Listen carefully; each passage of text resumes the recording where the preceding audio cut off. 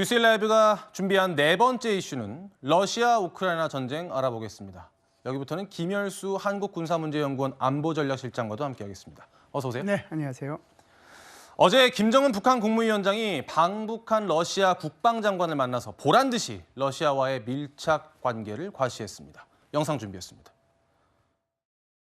미국을 위시한 도발 세력들이 러시아의 경고를 무시하여 내려올 것이 없다는 것을 명백한 행동 신호로 보여줄 필요가 있다고 강조하셨습니다.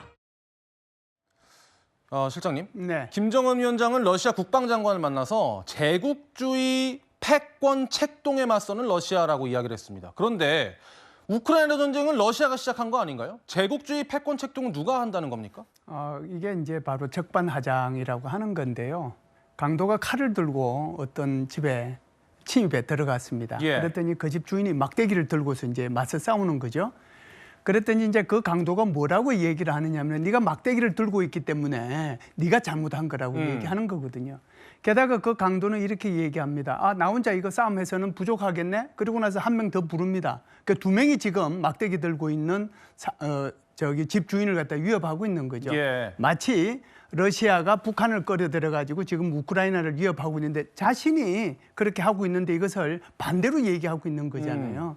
이것을 우리는 적반하장이라고 그러는데 아주 그 전형을 지금 보여주고 있다 이렇게 저는 봅니다. 적반하장의 전형이다 이런 말씀 주셨습니다. 김정은 위원장은요, 러시아 국방장관을 위한 환영 공연도 열고요, 연회도 하고요, 아주 극진하게 환대를 베풀었습니다. 김정은 국무위원장 입장에서 러시아로부터 뭔가 확실한 약속을 받은 걸까요?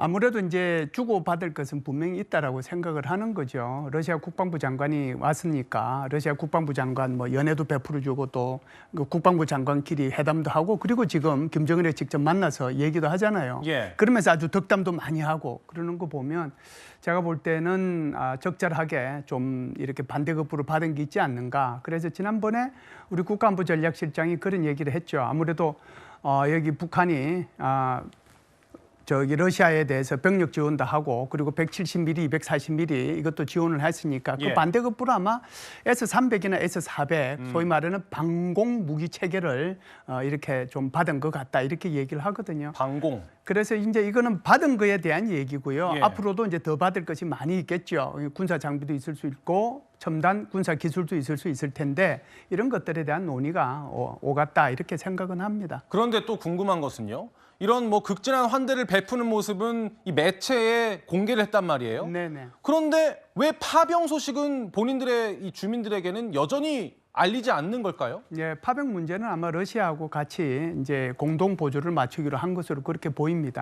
러시아도 이제 그렇게 얘기를 하고 있고 북한에서도 주로 이제 주 유엔 대사를 통해 가지고 공식적으로 얘기를 하고 있는데 그 얘기의 핵심은 이 러시아와 북한 간의 체결한 포괄적 전략적 동반자 협정에 의해 가지고 그 협정에 의해서 우리가 움직이는 거다 이렇게만 얘기를 하거든요. 예. 그래서 직접 시인을 안 하고 간접적으로 시인하는 거죠. 그래서 저것을 이제 북한 주민들한테 알리게 되면 이게 이제 결국은 노동신문에 실리고 공식적으로 이제 파병을 한 것이 국제사회에 노출되는 거잖아요.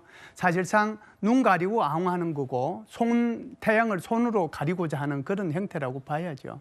예, 실장님. 그런데 네. 일각에서는 북한의 추가 파병 가능성도 나옵니다. 네네. 실장님께서는 어떻게 보십니까? 저는 뭐 추가 파병 가능성은 이미 있다라고 보고 이미 또 추가 파병했을 가능성도 있다라고 봐요. 왜 그러냐면 170mm 장사정포 보냈거든요. 그리고 240mm 다련장포도 보냈어요. 그러니까 북한 말로 하면 방사포죠.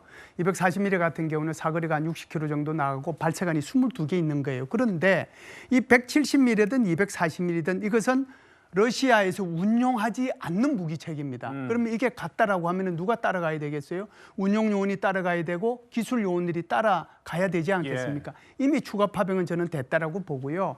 앞으로도 더 추가 파병이 있을 수 있는데 그 이유는 지금 이제 트럼프 당선인이 계속해서 주장하고 있는 것이 종전을 향한 발걸음, 젠 발걸음을 지금 취하고 있지 않습니까? 그러니까 이제 양쪽에서 보면은 그게 우크라이나든 러시아든 조금이라도 한 채의 땅이라도 더 확보해야 나중에 종전 협상에서 유리한 위치에 설 수 있는 거거든요. 그러니까 나중에 종전 다 끝나고 난 뒤에 종전 협정 다 체결하고 뭐 휴전 협정 다 체결하고 그때 북한군 와봤자 소용없지 않습니까? 지금이 저 필요하니까 지금 보내달라고 아마 얘기했을 거예요. 그러면 아마 김정은이도 저 표정들로 봤을 때는 충분히 성낙 했을 거다. 그래서 추가 파병의 길 열려 있다 이렇게 봅니다. 네, 이번 주 있었던 일들을 시간 순서대로 정리를 하자면 러시아 국방장관이 평양을 방문하기 전날 한국에는 우크라이나 국방장관이 이끄는 특사단이 찾아와서 윤 대통령과 만남을 가졌습니다. 이게 하루 차이로 우크라이나는 남으로 러시아는 북으로 향하면서 본의 아니게 한반도로 이제 러우 전쟁이 끌려오는 듯한 모양새인데요.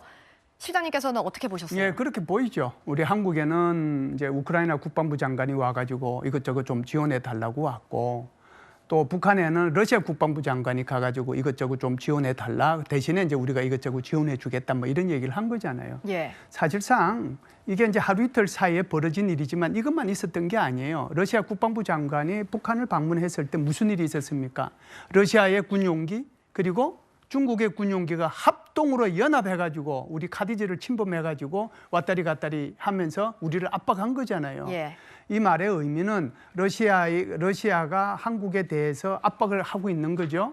제일 중요한 것은 두 번째는 중국의 태도입니다. 중국이 계속해서 러시아 우크라이나 전쟁에 대해서 어떻게 보면은 중립적인 그런 위치를 가지고 그렇게 지금 행동을 취하고 있다라고 하는데, 사실은 러시아 국방부 장관이 북한을 방문했는데 그때 왜 하필 그날 러시아하고 우크라이나하고 이렇게 연합 정찰 활동을 하고 우리 카디지를 침범하느냐는 거죠. 그 말의 의미는 여전히 중국은 바깥으로는 중립을 취한다라고 하면서도 내면적으로는 이런 이중 용도의 그런 물품들 이런 것들을 계속해서 러시아에 지원해주고 있는 것을 간접적으로 증명해주고 있다 이렇게 볼 수가 있죠. 네, 우리 정부의 대응도 앞으로 더 중요해질 것으로 보이는데요. 저희가 그림을 준비했습니다. 서방 국가들을 대신해서 러시아와 싸우고 있으니까 우크라이나는 우리에게 계속 무기를 지원해 달라라고 요청을 하고 있는데, 나라별로 우크라이나 군사 지원 현황을 보면 미국이 압도적 1위를 차지하고 있고요. 우리나라는 인도 지원만 한 걸로 보여요, 장 변호사님? 그렇습니다. 일단 서방 국가와는 좀 그 금액 차이가 있지만 적지 않은 금액이 이미 1,400억 원 정도 지원이 됐다라고 지금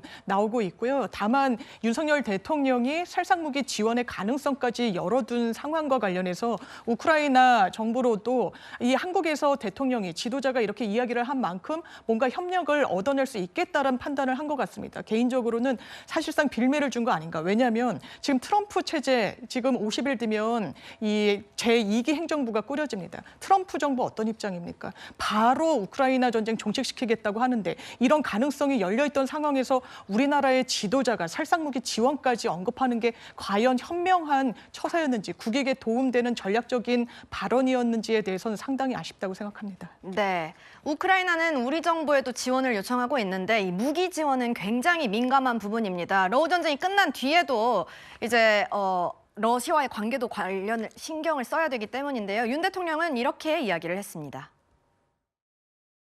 북한군의 관여 정도에 따라서 단계별로 우리가 좀 지원 방식을 좀 바꿔나간다. 무기 지원이라는 것도 배제하지 않는다.